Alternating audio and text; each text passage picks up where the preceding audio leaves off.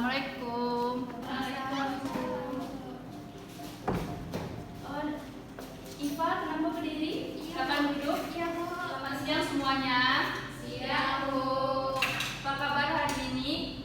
Alhamdulillah, baik, Bu. Oh, baiklah. Kepada Nifa, bangkunya luruskan. Jika Nifa ada sampah atau tidak? Tidak, Bu. Bersih, Bu. Baiklah, sebelum kita memulai pembelajaran pada siang hari ini, terlebih dahulu baiknya kita berdoa kepada Iva, pimpin doanya. Iya, Bu. Sebentar, Bu. Siap, gerak. Tegak, gerak. Berdoa mulai. Bismillahirrahmanirrahim. Amin. Baiklah, Ibu akan mencek kehadiran ya. Nifa Fatahila, Widya Sauma, Tadi izin ke toilet, Bu. lambat ya. Iya, Bu. Hanifata Fitri, Hadir, Bu. Erna, Hadir, Bu. Nurul Sabrina. Sakit, Bu.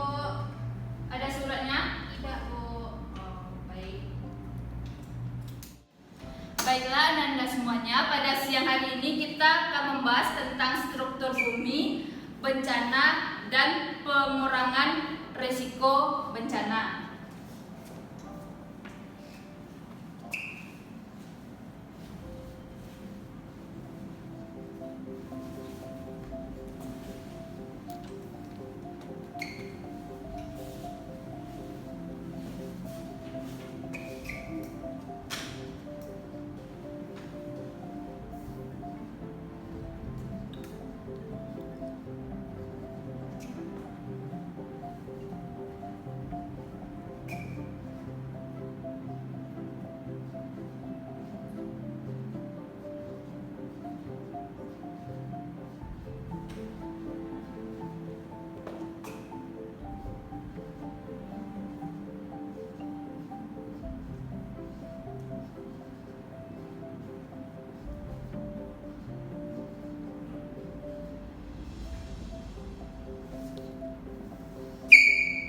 Baiklah, kepada Anda semuanya, apakah Anda pernah melihat telur rebus yang dibelah? Pernah, Bu. Apa saja bagian di dalam telur rebus tersebut? Ada putih dan kuning. Terus apa lagi? Kulit, Bu. Kulit juga ada, Bu.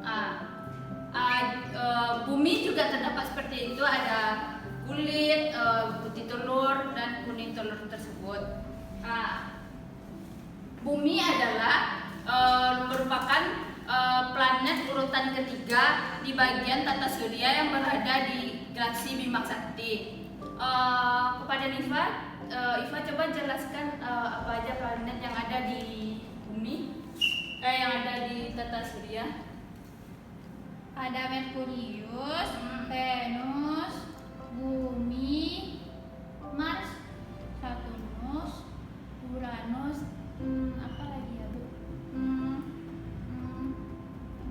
Neptunus, Bu.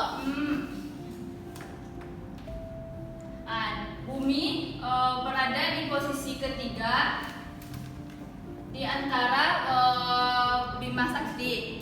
Apakah Anda semuanya tahu kenapa bumi bisa ditempatkan oleh manusia dan makhluk-makhluk yang lainnya?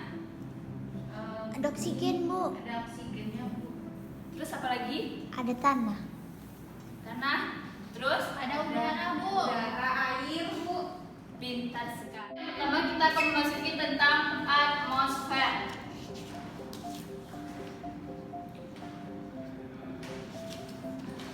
Atmosfer berasal dari dua kata, yaitu ada atmos dan spiral. Atmos yang artinya uap, sedangkan spira yaitu lapisan. Jadi atmosfer adalah lapisan uap yang menyelimuti bumi. Di atmosfer terdapat 78 nitrogen, 21 oksigen oksigen dan 1% gas-gas yang lainnya. Ibu catat ya.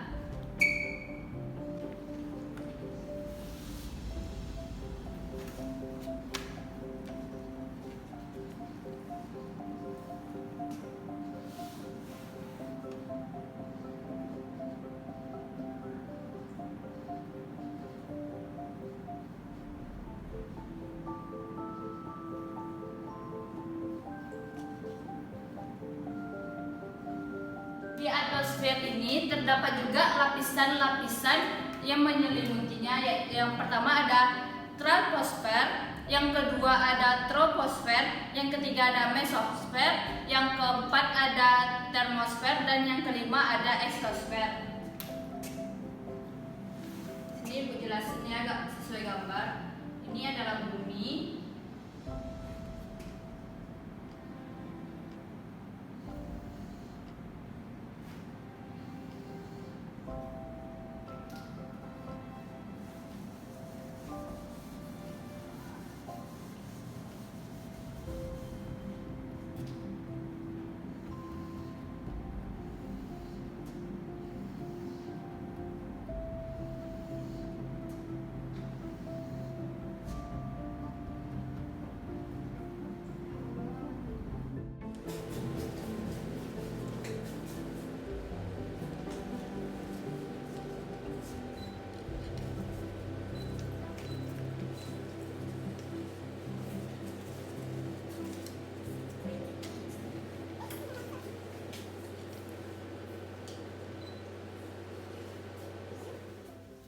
Baiklah, yang pertama yaitu ada troposfer.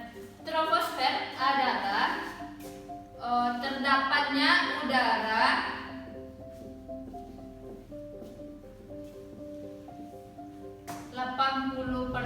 udara di troposfer. Kenapa bisa 80%? Ada yang tahu?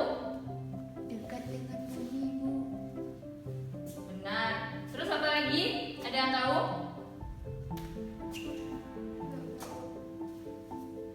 Troposfer juga tempat berlangsungnya kehidupan seperti kita, bermain, belajar dan lain-lain. Tempat berlangsungnya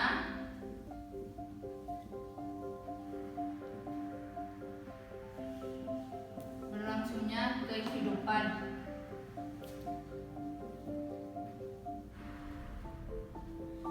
Di troposfer juga terdapat tempat perubahan cuaca seperti panas, dingin, hujan, dan terbentuknya awan.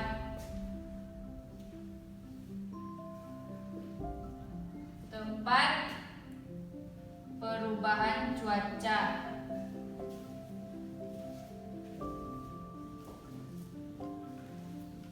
Baiklah, selanjutnya ada troposfer. Troposfer memiliki ketinggian 10 sampai 50 km dari permukaan laut. Troposfer ini juga tempat ozon. Selanjutnya, lapisan ini tidak terdapat lagi unsur-unsur cuaca sehingga seperti pesawat terbang atau jet melintasi troposfer agar pesawat tidak mengalami gangguan dalam penerbangan.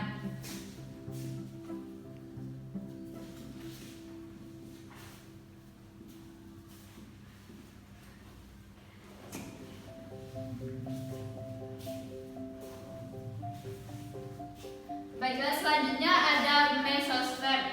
Mesosfer ini sangat penting bagi bumi karena mesosfer adalah pelindung bumi dari benda-benda langit seperti meteor. Mesosfer adalah lapisan yang melindungi bumi saat meteor mendekati bumi. Di mesosfer inilah meteor tersebut akan mengalami akan pecah sehingga meteor tidak sampai ke bumi. Baiklah, selanjutnya ada termosfer. Kenapa disebut termosfer? Ada yang tahu? Karena panas, Bu. Pintar Nurul, karena termosfer adalah lapisan terpanas, yaitu sekitar 1982 derajat Celcius.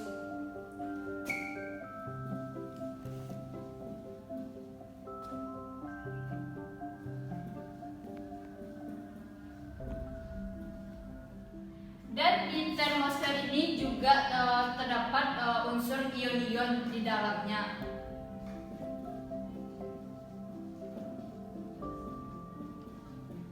Yang terakhir ada eksosfer. Eksosfer ini adalah batas dari bumi dan luar angkasa. Ananda bisa lihat jarak antara bumi dan eksosfer ini sangat jauh, dan di eksosfer inilah tekanan udaranya sangat rendah.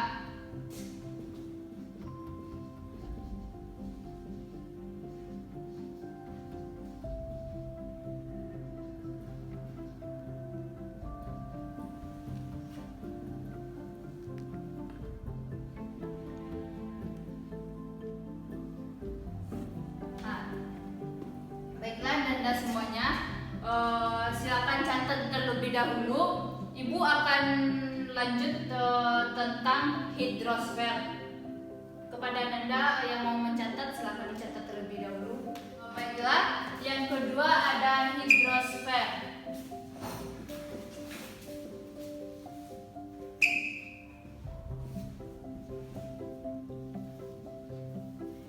Hidrosfer berasal dari dua kata, yaitu ada hidro dan sphaira. Hidro artinya air, sedangkan sphaira adalah lapisan. Jadi, hidrosfer adalah lapisan air di permukaan bumi. Di bumi terdapat namanya siklus hidrologi. Apa siklus hidrologi? Ada yang tahu? Siklus air, Bu. Pintar. Hidrologi adalah siklus perputaran air dari atas ke balik lagi ke permukaan bumi. Atas yang ibu maksud adalah ke atmosfer, yang seperti yang tadi ibu jelaskan. Ada yang tahu proses terjadinya siklus hidrologi? Enggak, Bu. Siklus hidrologi ini anggap saja ini adalah lautan. Di saat siang hari yang terik, terjadi penguapan dari laut ke langit, dan yang dinamakan dengan evaporasi.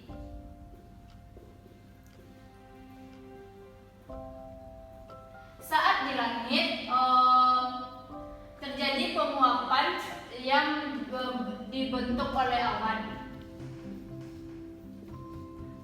Pembentukan awan ini disebut dengan kondensasi.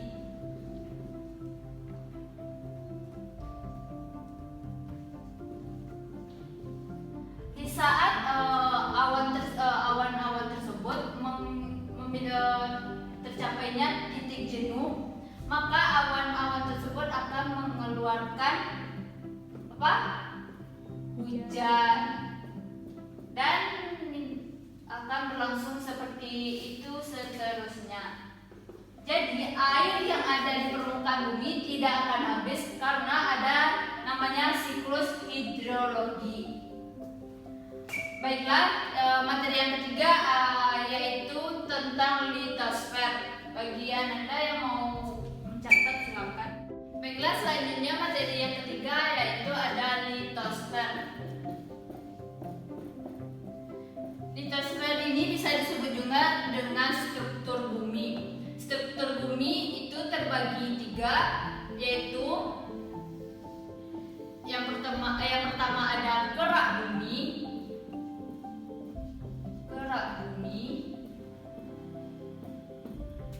Yang kedua ini yang Ibu Alsir, ini adalah mantel bumi.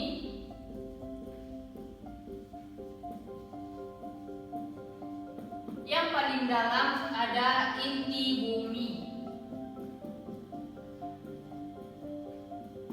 Yang pertama Ibu akan membahas tentang kerak bumi. Kerak bumi ini terbagi juga atas dua, yaitu kerak samudra dan kerak benua. Kerak benua adalah yang terdapat di daratan atau seperti yang kita injak seperti ini saat ini. Yang kedua ada kerak benua seperti lautan dan perairan yang lainnya. Yang kedua ada mantel bumi. Mantel bumi juga memiliki 3 lapisan. Seperti ini di dalam mantel bumi juga ada lapisan. Yang pertama ada lapisan litosfer, yang kedua ada lapisan azosfer, yang ketiga ada mesosfer. Litosfer ini memiliki ketebalan 50 sampai 100 km. Di dalam litosfer ini terdapat padatan yang sangat padat. Yang kedua ada azosfer. Azosfer ini memiliki struktur yang lebih lunak dan lebih kental, mungkin seperti bubur atau seperti susu kental manis. Anda kan tahu ketebalan dari azosfer ini 100 sampai 4000 km. Yang ketiga ada mesosfer. Mesosfer ini sama dengan litosfer, memiliki padatan dan keras, tapi tekstur dari mesosfer ini lebih sedikit lembut atau sedikit lembek. Selanjutnya ada inti bumi. Inti bumi juga terbagi atas dua, yaitu inti dalam dan inti luar. Yang pertama adalah inti dalam. Inti dalam adalah campuran nikel dan besi. Suhu yang terdapat di inti dalam inti bumi ini lebih kurang 4.500 derajat Celcius. Kedua ada inti luar. Inti luar ini berbentuk zat cairan atau cairan kental. Suhu yang terdapat dalam inti luar ini lebih kurang 2.200 derajat Celcius. Baiklah, selanjutnya ada batuan-batuan litosfer.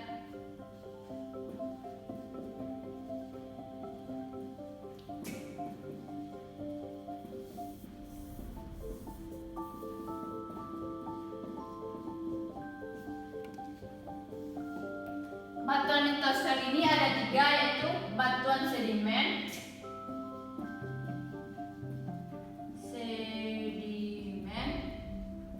kedua ada batuan beku, dan yang ketiga ada batuan metamor.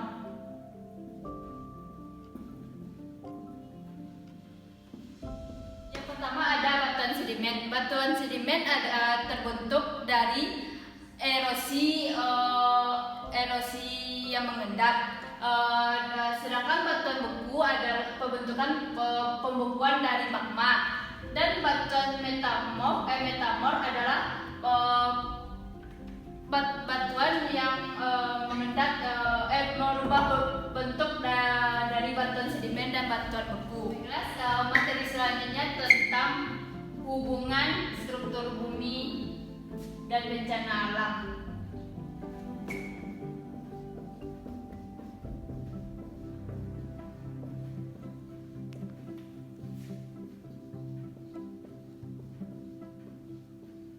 Bencana alam terjadi akibat gangguan dari struktur bumi. Contoh bencana alamnya seperti gunung meletus, gempa bumi, dan tsunami. Yang pertama, Ibu akan menjelaskan tentang gunung meletus. Gunung meletus ini terjadi akibat endapan magma yang dipaksa atau didorong keluar oleh gas-gas.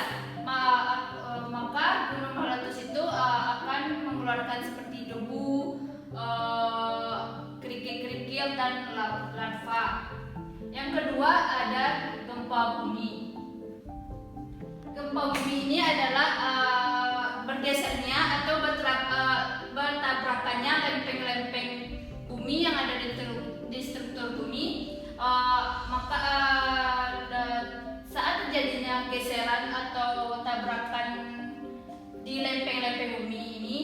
maka terjadilah gempa di Kerak. Baiklah, yang ketiga ada tsunami.